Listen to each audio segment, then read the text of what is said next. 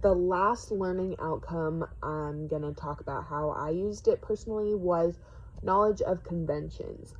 So this was the development of knowledge of grammar, punctuation, and spelling conventions by writing, revising, and editing, understanding and using different genre conventions such as structure, paragraphing, tone, mechanics, and citation styles as appropriate for different genres.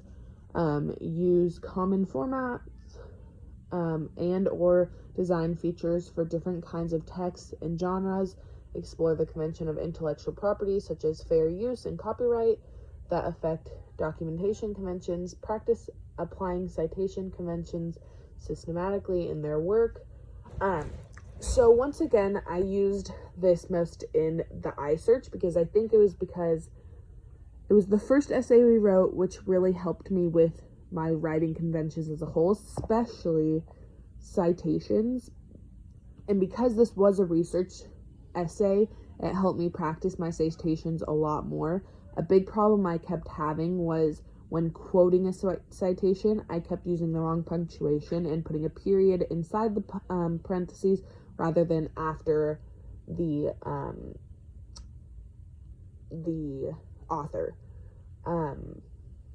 or the book, whatever it came after. As I was revising this paper, there wasn't a lot I had to do because I wrote it fairly well the first time, and so there wasn't a lot of feedback to look at from my professor. Although the one thing I did was going back and fixing grammar errors, or like I said, punctuation errors or citation errors. Also, a big mistake I made at the bottom for some reason was I didn't put my works cited page in alphabetical order, which I think would fall under this of knowledge of conventions.